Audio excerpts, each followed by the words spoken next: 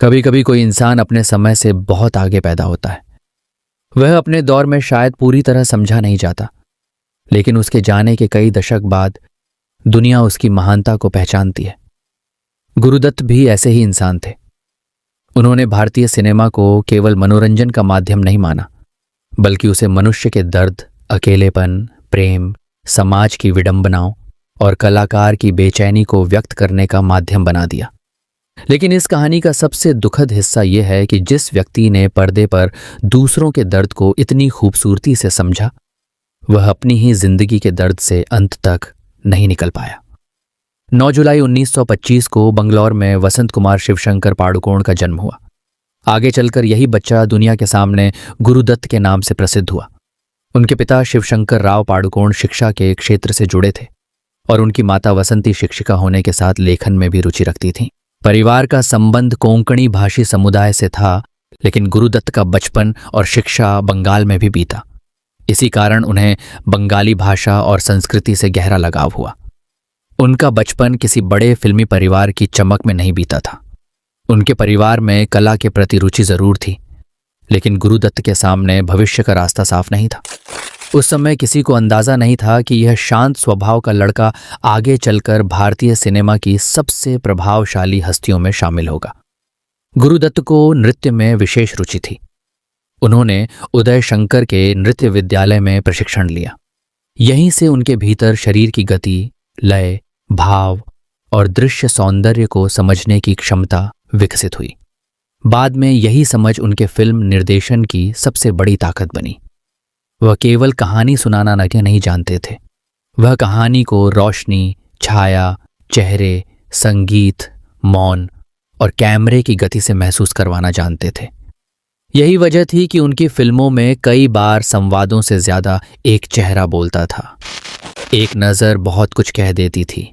एक खाली कमरा अकेलेपन की पूरी कहानी सुना देता था।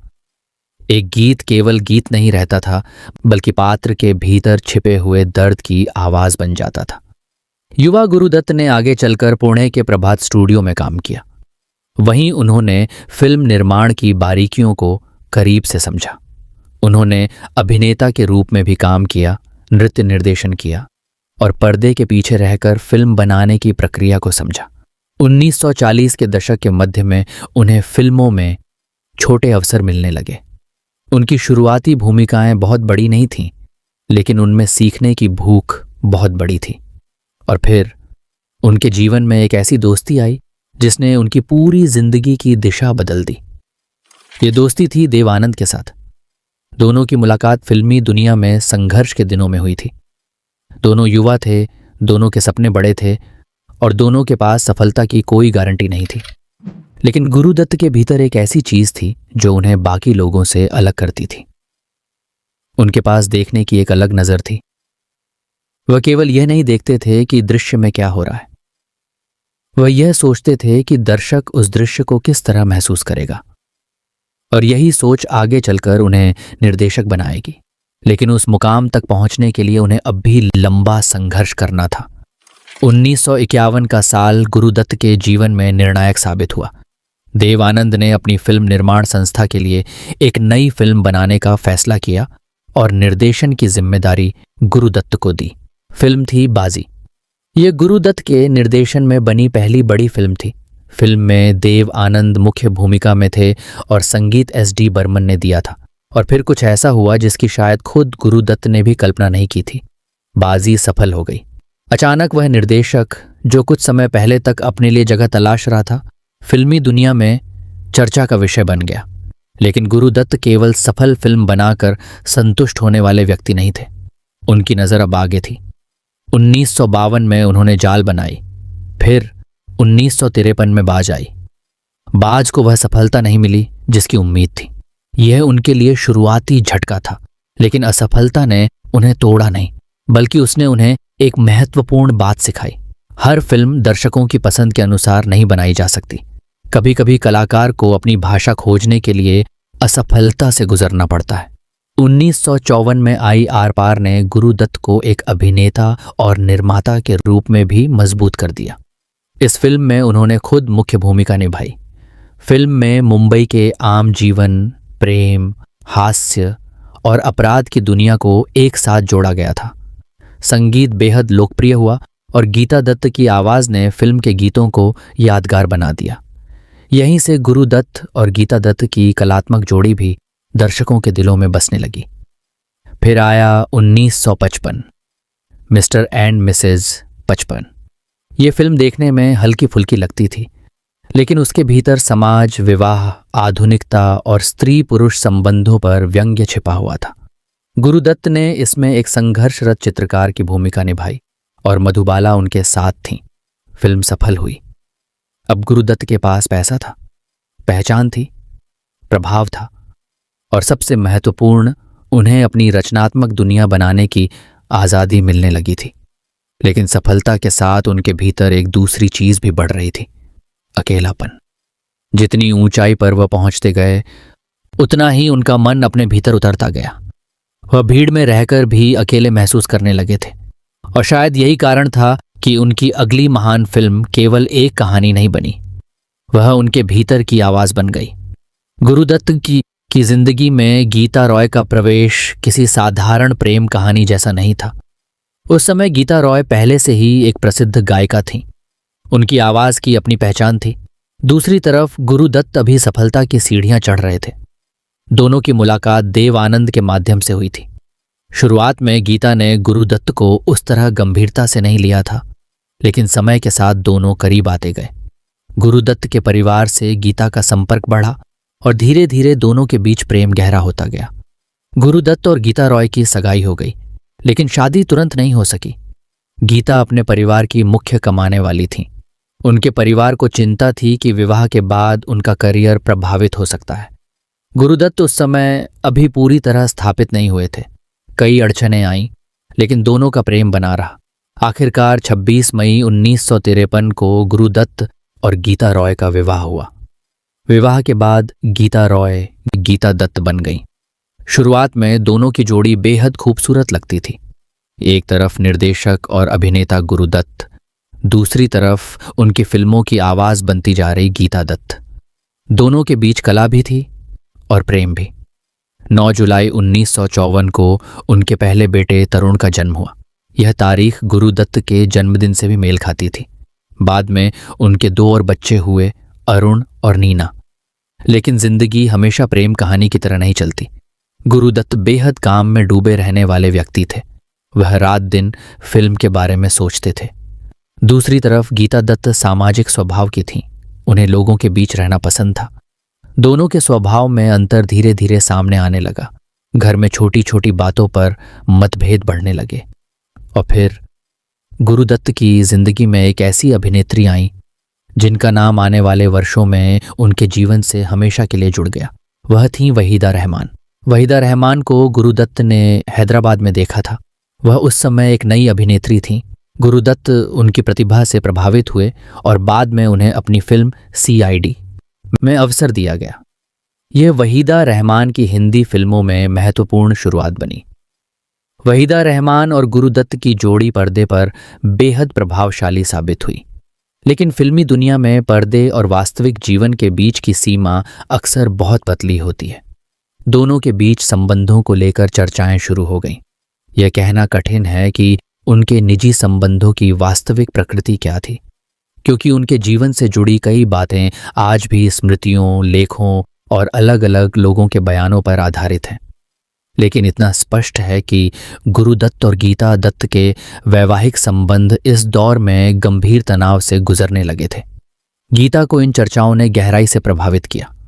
गुरुदत्त भी भावनात्मक रूप से अस्थिर होते गए और इसी दौर में गुरुदत्त ने अपनी पत्नी गीता को मुख्य भूमिका में लेकर गौरी नाम की फिल्म शुरू करने की कोशिश की। यह परियोजना बहुत महत्वपूर्ण थी, लेकिन फिल्म कुछ ही समय की शूटिंग के बाद बंद हो गई। इसके कारणों को लेकर अलग अलग विवरण मिलते हैं। वैवाहिक तनाव और शूटिंग के दौरान हुए मतभेदों का उल्लेख भी मिलता है। यहीं से गुरुदत्त और गीता दत्त की शादी का संकट और गहरा गया। लेकिन गुरुदत्त का सबसे बड़ा संघर्ष अभी उनके घर में नहीं, उनके भीतर चल रहा था। 1957 में उन्होंने ऐसी फिल्म बनाई जिसने उन्हें महान बना दिया और शायद उसी फिल्म ने उनके भीतर छिपे दर्द को भी दुनिया के सामने खोल दिया। प्यासा सिर्फ एक फिल्म का नाम नहीं, भारतीय सिनेमा के इतिहास में एक ऐसी रचना जिसने यह साबित कर दिया कि व्यावसायिक फिल्मों के भीतर भी कविता, दर्शन और सामाजिक आलोचना की गहराई हो सकती है। 1957 में आई इस फिल्म में गुरुदत्त ने विजय नाम के एक कवि की भूमिका निभाई। विजय एक ऐसा कवि था जिसे समाज सम्मान नहीं देता, परिवार उसे असफल मानता है, प्रकाशक उसकी रचनाओं में लाभ नहीं देखता और दुनिया उसकी संवेदनशीलता को कमजोरी समझती है। लेकिन यही कवि को जब मर गया समझ लिया जाता है, तब अचानक उसकी कीमत बढ़ जाती है। ये कहानी केवल विजय की नहीं थी, ये उस समाज की कहानी थी जो इंसान के जीवित रहते उसकी कीमत नहीं समझता, लेकिन उसकी अनुपस्थिति में उसे महान बना देता है। फिल्म में वहीदा रहमान ने गुलाबों की भूमिका निभाई, माला सिन्हा ने मीना का किरदार निभाया और साहिर लुधियानवी के गीतों ने फिल्म को ऐसी आत्मा दी जो आज भी दर्शकों को भीतर तक छूती है। प्यासा को गुरुदत्त की सबसे महत्वपूर्ण फिल्मों में गिना जाता है। इसे अंतर्राष्ट्रीय स्तर पर भी महान फिल्मों की सूचियों में स्थान मिला। इस फिल्म की सबसे बड़ी ताकत थी कि गुरुदत्त ने गरीबी और असफलता को केवल आर्थिक समस्या की तरह नहीं दिखाया। उन्होंने दिखाया कि संवेदनशील व्यक्ति के लिए सबसे बड़ी गरीबी कभी कभी यह होती है कि दुनिया उसे समझना बंद कर दे।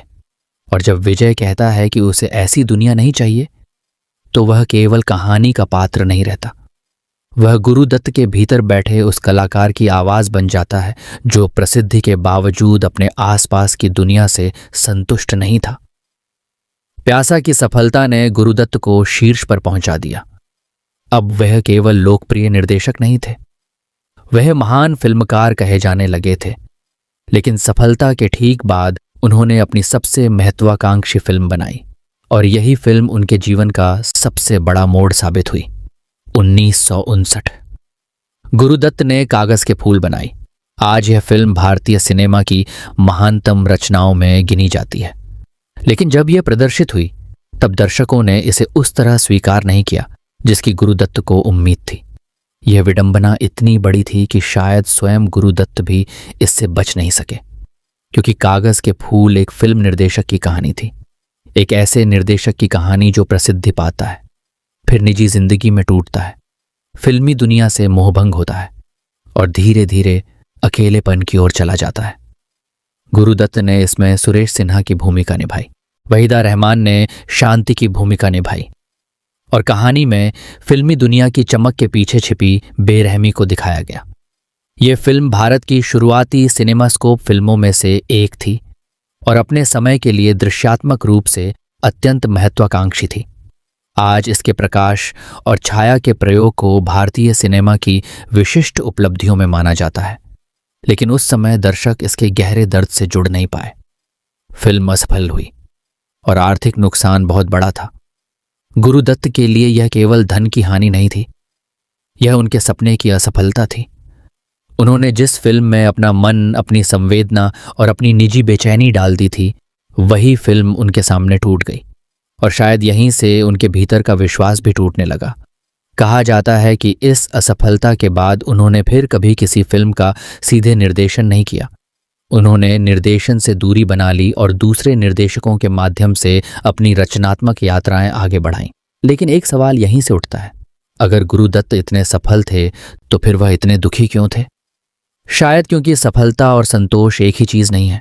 कोई व्यक्ति दुनिया जीत सकता है और फिर भी अपने कमरे में अकेला बैठकर खुद से हार सकता है। गुरुदत्त के साथ शायद यही हो रहा था।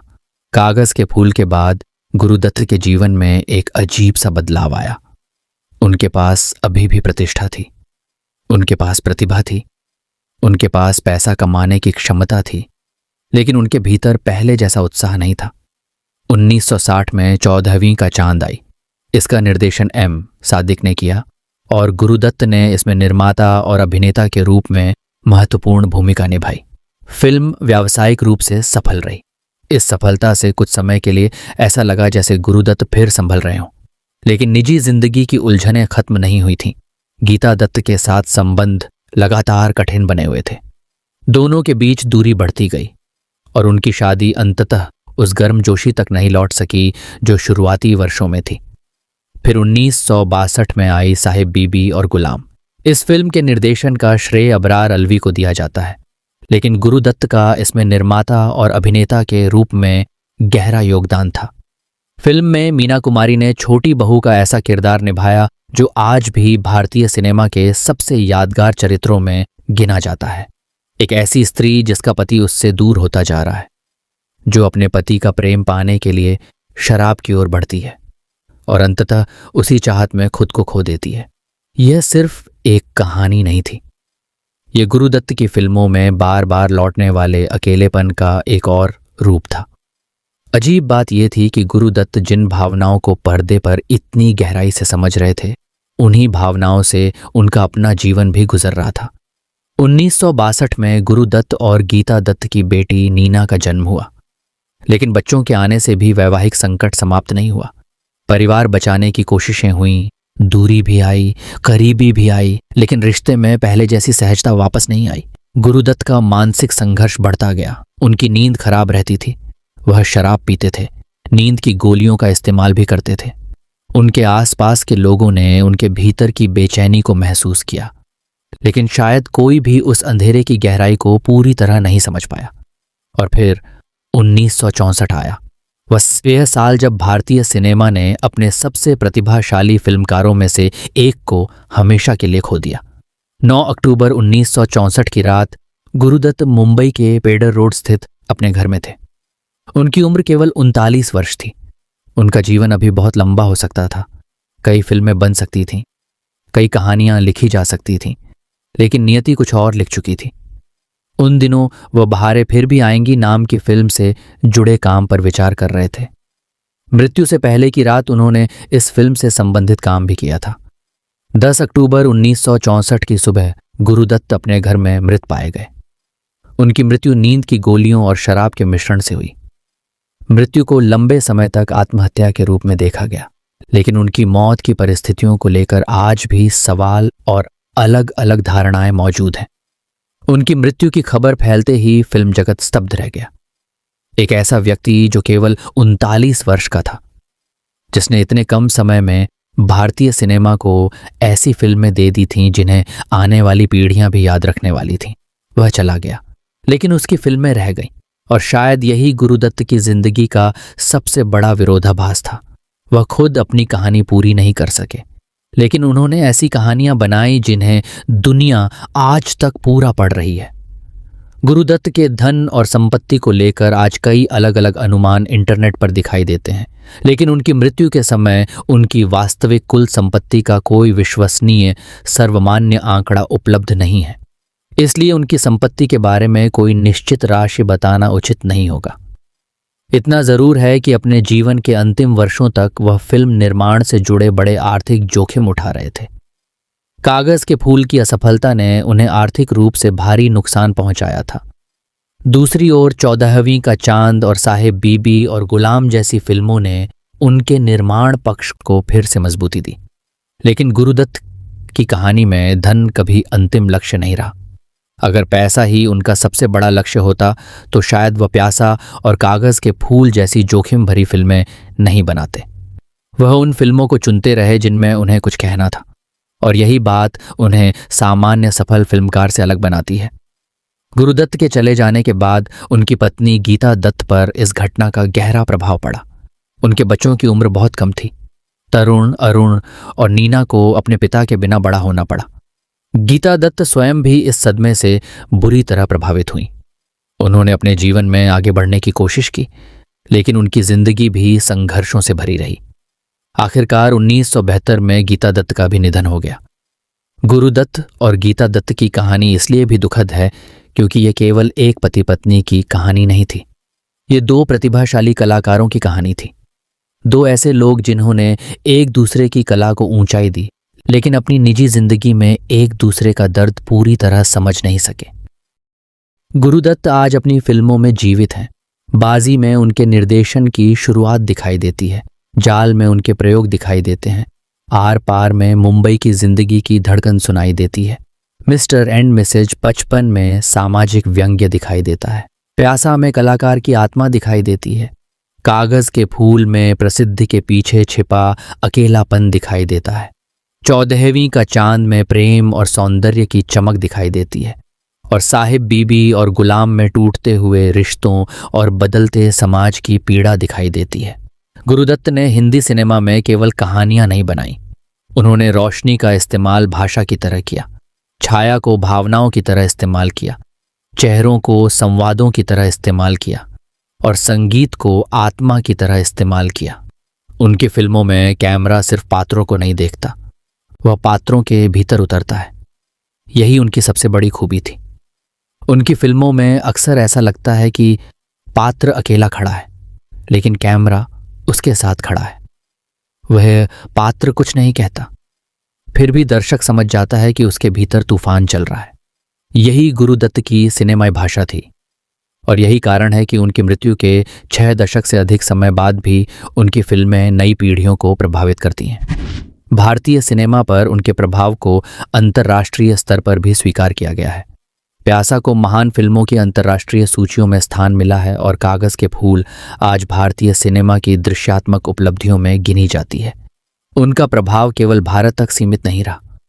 उनकी फिल्मों की दृश्य शैली, अकेलेपन की अभिव्यक्ति और रोशनी तथा छाया के प्रयोग ने दुनिया भर के फिल्म प्रेमियों और फिल्मकारों का ध्यान खींचा। आज जब कोई नया फिल्मकार किसी पात्र के अकेलेपन को बिना ज्यादा संवाद के दिखाता है, जब कैमरा किसी चेहरे पर कुछ सेकंड ज्यादा ठहरता है, जब प्रकाश और अंधकार के बीच संघर्ष से भावना पैदा की जाती है, तब कहीं न कहीं गुरुदत्त की परंपरा दिखाई देती है। उनका सबसे बड़ा योगदान यही था कि उन्होंने दर्शकों को ये विश्वास दिलाया कि लोकप्रिय सिनेमा भी गहराई से मानवीय हो सकता है। गुरुदत्त की कहानी को अगर सिर्फ सफलता और असफलता के रूप में देखा जाए तो हम उनकी जिंदगी का सबसे महत्वपूर्ण हिस्सा खो देंगे। उनकी असली कहानी एक ऐसे कलाकार की कहानी है जो दुनिया को समझने की कोशिश करते करते शायद खुद को समझ नहीं पाया। उन्होंने प्रेम पर फिल्में बनाई, लेकिन उनका अपना प्रेम टूटता गया। उन्होंने अकेलेपन पर फिल्में बनाई, लेकिन उनका अपना अकेलापन बढ़ता गया। उन्होंने ऐसे पात्र बनाए जिन्हें समाज ने नहीं समझा, और शायद उन्हें भी अपने जीवन में कई बार ऐसा ही लगा कि दुनिया उन्हें नहीं समझ रही। उन्होंने प्यासा में उस कवि को दिखाया जिसे दुनिया उसकी मौत के बाद पहचानती है। उन्होंने कागज के फूल में उस निर्देशक को दिखाया जिसकी चमक धीरे धीरे खत्म हो जाती है। और फिर वास्तविक जिंदगी में खुद गुरुदत्त केवल 39 वर्ष की उम्र में चले गए। सबसे भयावह बात यह है कि कागज के फूल को आज जिस नज़र से देखा जाता है, उस नज़र से उसके समय के दर्शकों ने नहीं देखा था। आज वह महान फिल्म मानी जाती है, तब वह असफल मानी गई। शायद यही गुरुदत्त की जिंदगी का सबसे बड़ा सबक है। कभी कभी किसी कलाकार की कीमत उसका समय तय नहीं करता, समय के गुजरने के बाद आने वाली पीढ़ियां तय करती हैं। गुरुदत्त को अपने जीवन काल में जितना सम्मान मिलना चाहिए था, शायद उसका बहुत बड़ा हिस्सा उन्हें जाने के बाद मिला। लेकिन यही उनकी कहानी को और दुखद बनाता है। जिस आदमी ने पर्दे पर लिखा कि दुनिया कलाकार को अक्सर तब समझती है जब बहुत देर हो चुकी होती है, उसके साथ वास्तविक जिंदगी में भी कुछ ऐसा ही हुआ। 10 अक्टूबर 1964 को एक कलाकार चला गया, लेकिन उसकी आवाज नहीं गई, उसकी रोशनी नहीं गई, उसकी छाया नहीं गई, उसकी कहानियां नहीं गई, और सबसे बढ़कर उसका सवाल आज भी हमारे सामने खड़ा है। क्या प्रसिद्धि इंसान को खुश कर सकती है? क्या सफलता अकेलेपन को खत्म कर सकती है? क्या दुनिया की तालियां उस खालीपन को भर सकती हैं जो इंसान अपने भीतर महसूस करता है? गुरुदत्त की जिंदगी इन सवालों का कोई आसान जवाब नहीं देती, बल्कि वह हमें सोचने के लिए छोड़ देती है। शायद यही महान कला की पहचान है। वह कहानी खत्म होने के बाद भी खत्म नहीं होती। गुरुदत्त की कहानी भी खत्म नहीं हुई। वह आज भी प्यासा के उस कवि की आंखों में है, वह कागज के फूल के उस खाली स्टूडियो में है, वह गीता दत्त की आवाज में है, वह वहीदा रहमान के साथ उनके बनाए दृश्यों में है, वह मीना कुमारी के दर्द में है, वह मुंबई की उन पुरानी गलियों में है जिन्हें उन्होंने अपनी फिल्मों में कैद किया था, और वह हर उस दर्शक में है जिसने उनकी किसी फिल्म को देखकर कुछ देर के लिए खुद को अकेला महसूस किया हो। क्योंकि शायद गुरुदत्त की सबसे बड़ी सफलता यही थी। उन्होंने अकेलेपन को पर्दे पर इतना सच्चा बना दिया कि दशकों बाद भी दर्शक उसमें अपना चेहरा देख लेते हैं। और यही कारण है कि गुरुदत्त सिर्फ भारतीय सिनेमा के इतिहास का एक नाम नहीं है, वह भारतीय सिनेमा की आत्मा में दर्ज एक अधूरी कविता है, एक ऐसी कविता जिसका अंतिम शब्द कभी लिखा ही नहीं गया। अगर आपको गुरुदत्त की यह कहानी पसंद आई हो तो इस कहानी को केवल एक महान अभिनेता या निर्देशक की कहानी समझकर मत छोड़िए, क्योंकि इसके भीतर एक कलाकार की चेतावनी छिपी है। सफलता जरूरी है, लेकिन उससे भी जरूरी है अपने भीतर के इंसान को बचाए रखना।